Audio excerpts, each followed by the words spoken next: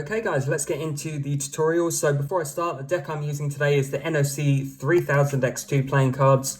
Really nice deck of cards with slight modifications to the cards. If you want to grab this deck of cards, there is a link in the description to where you can get this. So as your starting grip, it's going to be between this finger here and the fleshy part of your thumb. So you're going to have the ring finger on this corner here. You don't need it directly on the corner, just there. The fleshy part of the thumb, it contacts the bottom portion. It doesn't contact the whole thing, just the bottom bit. And what you're going to do here is you're going to apply slight pressure here and you're going to push a little bit here. So there's a tiny bit of pressure. This is a problem when some people first do cardistry, is they tend to kind of apply ridiculous amounts of pressure, and that is actually not necessary. So you're going to do this and you're going to use this thumb here to break off about 10 to 12 cards, maybe about that. I usually find that the most comfortable kind of position. That sounded very wrong. So once you've done that, you're then going to lift this packet up like that. So at this point, when you've made contact here, you'll notice that this packet is held between the middle finger and thumb. All you need to do is just lift it up like so. And you don't need to lift it up a huge amount, just enough, because when you're going to be doing this, you want it to clear. You don't want it to contact that packet. So that is the first phase. You have done this. Now we're going to go over the actual spinning motion of this. I am not 100% sure if I do this the same way as others, but this is personally how I do it. Right, so this phase, you're going to break off your packet as normal. You're going to have enough room so you'll be able to clear it when you're spinning it. You're going to come around here and you're going to clip it with your ring finger. Now, one thing you'll notice is there is a bit of movement in the hand. You will notice that when spinning. You're going to clip it with the ring finger just here near the bottom right. And you're going to curl it in. I don't know if you can see it like that. You're just going to curl it in like that. It's just going to sit under here. So you have your ring finger curled under, sitting under here. You will notice it's not completely upwards. It's a little bit this way, but that's fine, because at the same time, we're going to be moving the wrist up this way, and we're also going to be straightening the ring finger. So from the top, we will break off. We will grab it here, curl it under. And then when we're going to extend it, we'll extend it. It's kind of guiding it round like so when you're pushing. Your fingers will naturally kind of go here and start pushing upwards. So it will start here and your finger is actually at the side here. And then when you start extending, it will automatically kind of push it. So at the same time as this, you're going to be moving your hand up this way. Combined with that motion, you're going to be having something like this. And sometimes it won't spin around completely, so I get my middle finger and just push.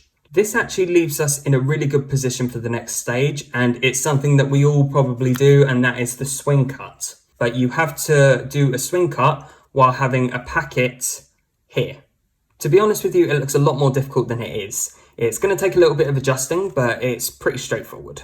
So you're going to break off like so, you're going to spin round, you're going to grab this here, and at the same time, notice how the top packet's like this. You're going to kind of turn it palm down a little bit, and you are in the perfect position to swing cut, because the only thing that's holding this packet is this ring finger and the fleshy part of your thumb. So you're just going to do a swing cut like so. The only difference with this swing cut is you're grabbing it with your thumb and there's not a packet underneath it. So you are clipping it with your thumb just as normal, but it's just a slight readjustment. We're here and you grab it like so and just swing it over like that. Now you are going to be doing a spinning motion, but this is going to be slightly different. So it's going to have some similarities with the opening phase here, where you do this with the wrist, but it's essentially going to be in reverse. So you're going to get into the position here, you'll do your swing cut like so, and this is the next part. Your packet is going to be just underneath here, you just need to clear it. You don't even have to clear it, to be honest, it works either way, but it's whatever your preference is. You're going to do this, spin here, and swing cut over. Notice there is a little bit of friction here when you're throwing it off, but that's fine. When you're in this position, I want you to notice where my pinky is. My pinky is close to this corner here. So I'm going to get the pinky to clip that corner like so. And what you're going to do is you're going to push down with your pinky and kind of straighten it like so. It will only move the smallest amount, but it does make a huge difference. You can do it without, but I just think it's so much easier with the pinky. You're now going to clip here with your thumb, and this is going to help guide it back to face down. But at the same time, you're going to be moving your wrist downwards. So it's going to help guide, and combined, it will look like this. So you will end back in Z formation.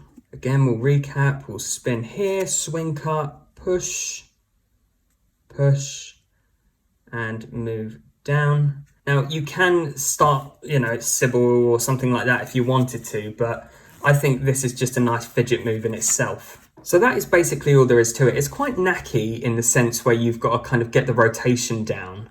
But once you kind of have this down, it's fairly straightforward. It's much simpler because you have less room. So there's only a couple of ways to do it.